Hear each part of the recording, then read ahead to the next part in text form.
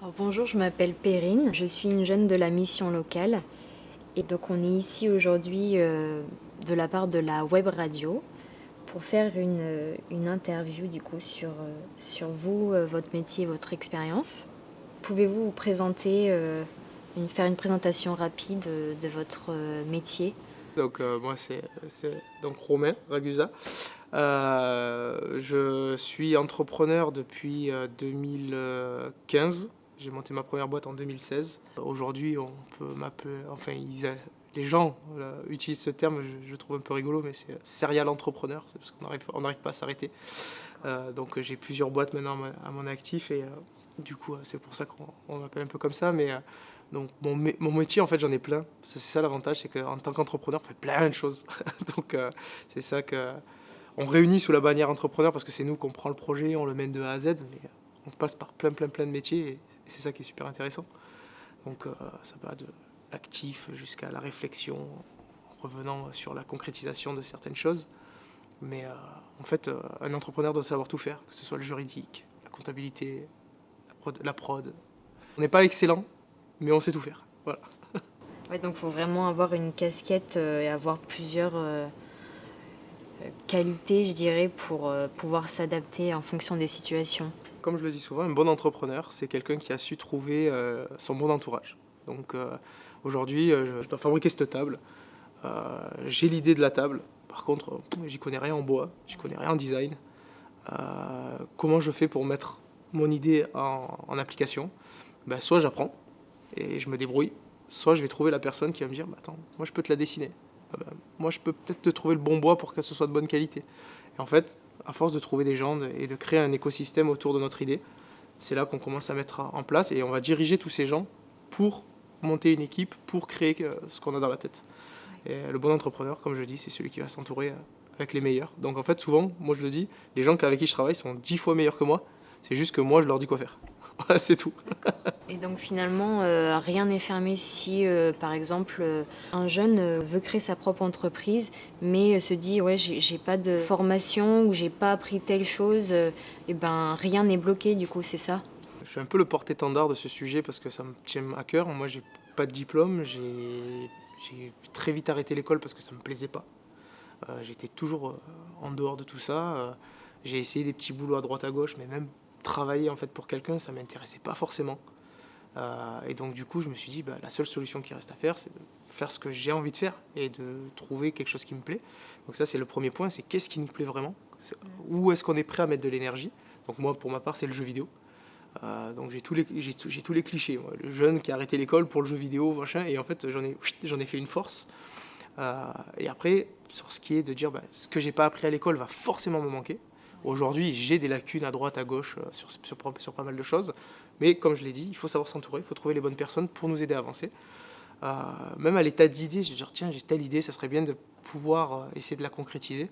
Il y a des tonnes d'organismes aujourd'hui, que ce soit à Lyon, dans la région, en France, qui vont aider. Donc il faut se renseigner, il faut savoir qui aller voir. Moi, je parle beaucoup de l'ADI, ADIE, pour ceux qui cherchent, qui vont être là en tant que premier acteur en disant bah, venez nous parler de votre idée, on va voir ce que vous êtes capable d'en faire, on va le mettre sur papier, machin. L'ADI fait même des prêts d'honneur, donc ça nous donne de l'argent pour nous aider à démarrer. Donc il y a toujours des solutions. En fait, moi j'avais 0 € en poche quand j'ai monté ma première boîte. Je me suis retrouvé à faire une levée de fonds d'1 million d'euros quasiment. Donc c'est faisable, il y a des solutions, il faut les trouver. Faut pas se dire que tout est fermé, non, il y aura forcément des personnes pour pouvoir vous aider dans votre projet. Il faut quand même avoir un projet du coup assez bien construit, comme vous avez dit, et des idées plutôt claires. Et après, tout ce qui est des aides et de pouvoir créer le projet, du coup, c'est avec les autres. C'est ça, oui, il faut vraiment pas Exactement. hésiter. Ouais. Exactement, c'est-à-dire que déjà quand on est sûr de ce qu'on a dans la tête, parce que souvent on se dit tiens j'ai telle idée ou j'ai telle idée, ça peut être des idées ou ça peut être des situations de vie. Moi j'ai vu des entrepreneurs démarrer une entreprise parce qu'ils ont eu une problématique dans leur vie qu'ils n'ont jamais réussi à résoudre. Ils se disent mais en fait il n'y a pas de solution pour ce truc-là. Et en fait ça se dit mais c'est pas possible, je vais créer la solution. Donc à partir du moment où on a cet état d'esprit, où on sait ce qu'on veut, donc on le met sur papier, on le voit entre guillemets, effectivement c'est là qu'on se dit bon, maintenant, comment je le concrétise? Et donc à partir de là, c'est en fonction de ce qu'on a, là, que ce soit la formation ou l'argent, c'est Dans l'image du jeu vidéo, moi j'appelle ça le pay to fast. C'est-à-dire qu'on paye pour aller plus vite dans le jeu vidéo. Bah là c'est pareil, c'est-à-dire que le fait d'avoir de la formation, ça va nous permettre d'aller un peu plus vite sur certains sujets. Si j'ai déjà de l'argent de côté, ça va m'aider encore à aller plus vite dans certains sujets. Mais ça ne veut pas dire que l'arrivée, elle sera différente de celui qui avait rien dans les poches. C'est juste qu'il va devoir prendre un autre chemin, un autre type de cadre à mettre en place pour arriver à cette finalité-là. Et ce qui va faire que la personne qui avait peut-être la formation et l'argent va échouer, c'est parce que vous avez été plus méthodique, plus résilient sur le chemin que vous allez prendre en fait. C'est pas parce qu'on va plus vite qu'on finit la course. On peut aller très vite au départ parce qu'on a plein de choses, mais par contre, quand on n'a rien, justement, on est tellement sur le calcul de dire bon, il faut ça, tac, tac, tac, du coup on est souvent beaucoup plus méthodique parce qu'on regarde tout et on sera plus long sur la course, mais très souvent on arrive à la fin alors que d'autres qui vont très vite se disent oh, c'est bon, moi j'ai l'argent, j'ai la formation, j'ai tout ce qu'il me faut, je fonce, et en fait ils se prennent un mur parce que ils prévoient pas. Du coup, il faut savoir bien, bien être patient. Vous apprenez toujours un peu tous les jours, du coup. En fait, on a un apprentissage permanent. Oui, voilà. C'est vraiment de l'apprentissage permanent. C'est comme je l'ai cité là, c'est que j'ai besoin de ça, je l'ai, tant mieux. Je l'ai pas, qu'est-ce que je fais? Soit je l'apprends, soit je trouve quelqu'un qui sait faire, et à ce moment-là, je vois, alors il y a plusieurs possibilités, ça peut être un prestataire qui va nous dépanner sur une prestation temporaire, ça peut être de se dire, en fait la personne sait faire ce que je veux, souvent ça arrive dans le monde du digital, on se dit il nous faut des développeurs, et les développeurs ça coûte super cher, et on se dit mais moi en tant que petit entrepreneur, comment je vais payer un développeur? Très souvent ça se fait, si le développeur adhère au projet que vous êtes en train de faire, très souvent il y a des développeurs qui disent je rentre dans la boîte, et en fait les personnes s'associent, moi j'apporte l'aspect technique, toi t'apportes l'aspect vision, et hop, ça crée un binôme et une boîte j'ai vu plein de boîtes nettes comme ça. Oui, ce que je voulais vous dire, oui, c'est qu'en fait, faut pas que les entrepreneurs se disent que voilà, moi ça prend énormément de temps à créer mon entreprise. Ben non, c'est pas bon. Et il faut pas que ce soit quelque chose de rapide. En fait, c'est pas le temps qui définit la qualité du travail après, quoi. Plus on veut aller vite, et plus on a de chances de se cracher. C'est comme sur la route. Hein. Quand vous êtes dans une voiture, moi je prends très souvent cette image-là, de dire ok, respecter les vitesses. C'est chiant parce que on va pas forcément arriver, on s'adapte à ça. On voit les gens qui foncent, on se dit putain, lui jamais il se prend de PV lui. Et moi je respecte tout le temps, des fois je dépasse de 1 km/h, je prends un PV. Cette image-là, elle est totalement vraie dans l'entreprise aussi. C'est-à-dire que moi je vais rouler, je vais aller à ma vitesse, je sais que je vais arriver au bout. Celui qui roule à 180 sur le côté là, il prend des risques tous les jours. Il sait pas s'il va arriver au bout parce qu'il peut y avoir un accident, il peut y avoir plein de choses. Et alors c'est frustrant de voir ces gens aller plus vite que nous. Mais moi, en tout cas dans mon cas, je sais que quand j'avais monté ma première boîte, les gens ont vu ce que je voulais faire. Il y a plein de gens qui ont dit « Ah mais attends, mais c'est trop bien ce qu'il veut faire. Moi j'ai de l'argent, moi j'ai ci, je vais aller plus vite que lui, je vais ouvrir le premier. Comme ça au moins je deviens la référence et c'est moi qui ai ouvert en premier. » Il y en a plein qui ont essayé. Il y a 6 boîtes qui ont coulé. Alors que moi, j'ai mis 4 ans à ouvrir la mienne. Mais une fois qu'elle était ouverte, elle était là. Il ne faut surtout pas se comparer du coup aux autres entrepreneurs et vraiment se concentrer sur votre but et pas se dire ah oui moi il faut que je fasse mieux que l'autre, se concentrer sur son propre projet. En fait, chaque entrepreneur a sa vision. Quand on monte un projet, on a imaginé quelque chose. On a imaginé une solution, un outil, peu importe. Personne ne peut en fait savoir ce que vous avez dans la tête. Donc du coup, ils peuvent se dire tiens, on va faire pareil. Mais en fait, le pareil n'est pas vraiment pareil parce qu'en fait, ils ne savent pas ce que vous avez imaginé. Ils voient l'extérieur, ce que vous allez laisser paraître du projet. Donc, ils vont se dire, oui, en fait, on va faire comme ça. Ouais, il fait comme ça. Lui, je crois qu'il avait parlé de ça sur une interview, machin. On va faire ci, comme ça, comme ça. Donc, ils vont essayer de copier quelque chose. Mais le fond, ils ne l'ont pas parce qu'en fait, il est là. Il est là et ça, c'est le moteur. C'est les tripes, ils sont là, ce qui va vous pousser. Donc, en fait, s'ils veulent juste copier quelque chose, ça ne peut pas marcher parce qu'ils n'auront pas votre vision. Et ils n'auront pas l'énergie que vous avez, qui ont fait que vous voulez faire ça.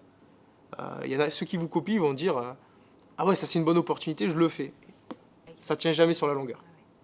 On peut vous retrouver sur quelle plateforme? Du coup, vous avez une chaîne Twitch, c'est ça La chaîne Twitch, c'est Launcher TV. L'idée, c'est que le Launcher, c'est encore un clin d'œil à mon côté jeu vidéo, c'est la phase d'attente.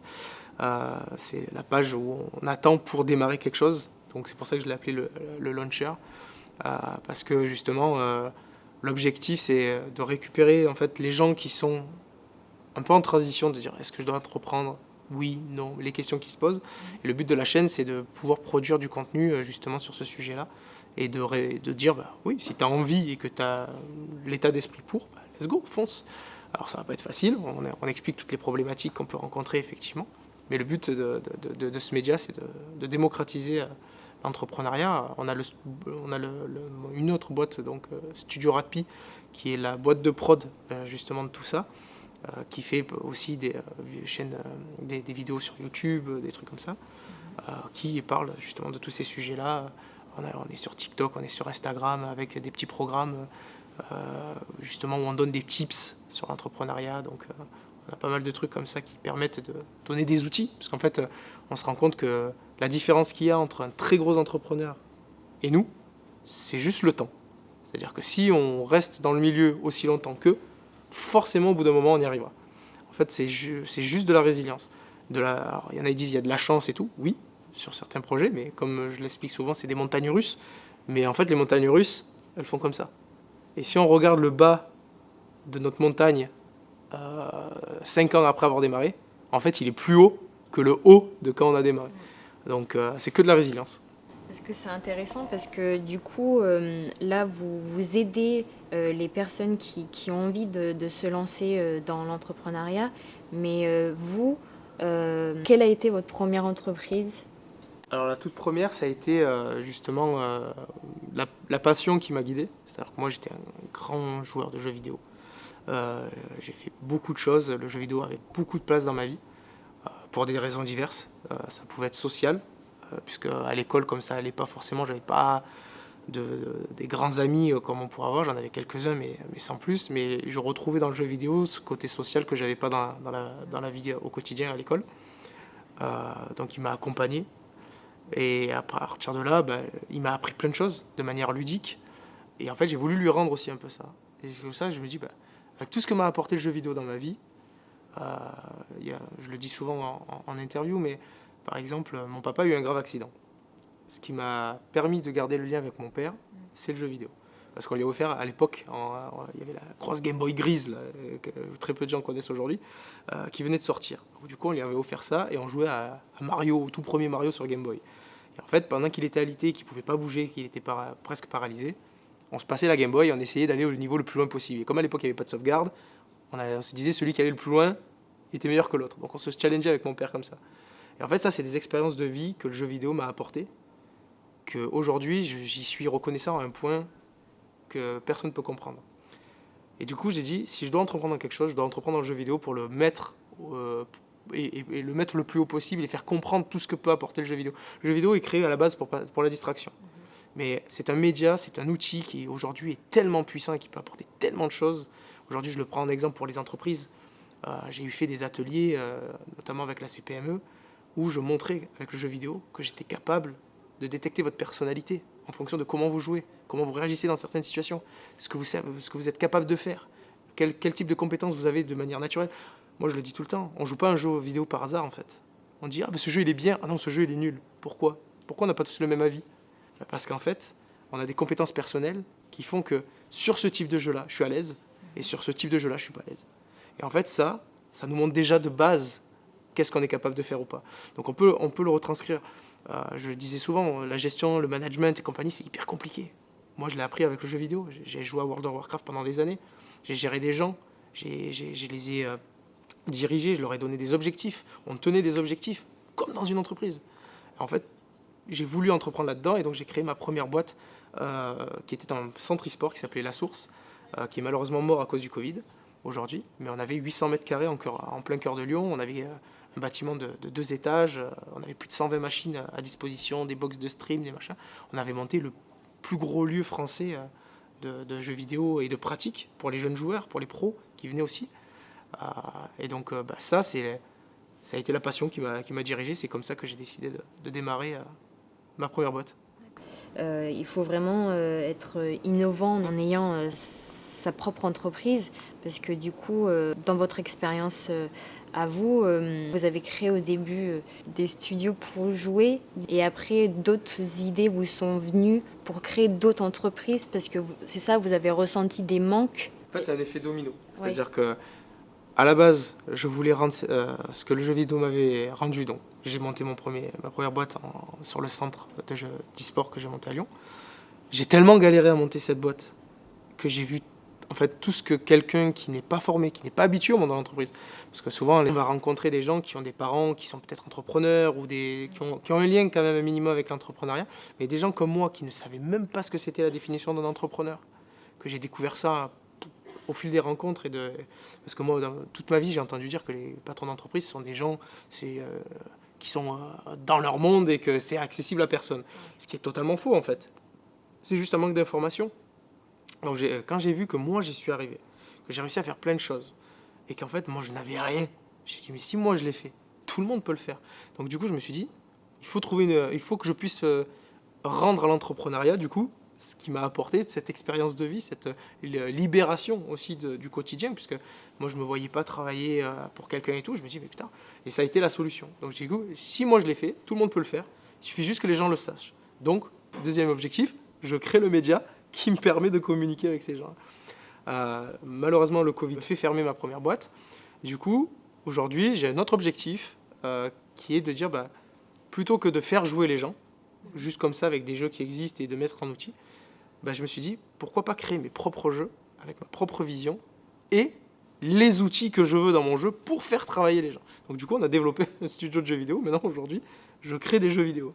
Oui, donc c'est vraiment très très complet et je trouve ça très inspirant comme quoi par vous-même vous arrivez à trouver vos propres manques et du coup vous arrivez à les combler par vous-même en créant du coup d'autres entreprises. Est-ce que vous avez un ou plusieurs conseils pour des jeunes qui n'osent pas du coup se lancer dans ce milieu-là de l'entrepreneuriat? En vérité, pour démarrer, il n'y a pas de recette miracle, comme je disais. C'est un état d'esprit. Donc, si on est prêt à vouloir se battre, mais vraiment profondément, pour notre liberté, parce que l'entrepreneuriat, pour moi, même si c'est compliqué, mais toute liberté a un prix. Être libre, c'est pas juste dire je fais ce que je veux quand je veux. Mais en tout cas, si on veut se battre pour ça et qu'on a profondément envie d'apporter quelque chose aussi, parce que quand on est entrepreneur, on va créer, on va mettre en place des choses, et on a envie d'apporter aussi des choses à notre entourage, parce qu'on va répondre à des besoins, on va peut-être même en créer, parce qu'il y a beaucoup d'entrepreneurs qui créent des choses qu'on n'a pas besoin, et en fait du jour au lendemain, quand on l'a dans les mains, on se dit en fait c'est pratique. On n'a pas conscience en tout cas de ces besoins-là. Si on a vraiment envie de se battre pour tout ça et que ça nous tient à cœur juste de dire c'est moi qui ai fait ça, il faut foncer et puis c'est tout. Et puis comme je le dis tout le temps, ça marche pas, c'est pas grave. Ouais, soit on repart sur autre chose, soit on retourne dire je vais trouver un boulot. Enfin, je veux dire, même et puis même sur le CV, énormément d'entrepreneurs qui ont échoué, qui ont dit j'arrête l'entrepreneuriat. En fait on est hyper bien vu via les entreprises, parce qu'en fait ils savent qu'on est des battants, ils savent on peut s'adapter à tout type de situation, qu'on apprend très vite, parce que comme nous on a eu l'habitude d'apprendre sur le terrain. Demain on me met dans n'importe quel poste d'entreprise, même si je sais pas faire, en 2 mois, je suis prêt à l'emploi. On me montre la tâche une fois, 2 fois, on m'explique 2-3 trucs. Après, il y a même des situations qui sont intéressantes, qu'on n'en parle pas beaucoup, c'est l'intrapreneuriat. C'est-à-dire qu'on peut être dans une entreprise et être entrepreneur pour l'entreprise. Et en fait, ça permet de dire, j'ai ce côté encore entrepreneur où je vais aller chercher plein d'innovations. Alors, c'est plus pour nous, mais c'est pour améliorer l'entreprise où on est. Et ça nous garde aussi une certaine façon de travailler un peu à l'entrepreneuriat, alors on a la sécurité de l'entreprise, comme souvent on l'appelle, quoi. Donc, plein de solutions. Eh ben, c'est très complet. Merci beaucoup pour vos réponses. Et merci aussi du temps accordé pour cette interview. Merci. Merci à vous d'avoir pris le temps de me faire parler, parce que je suis une repipelette.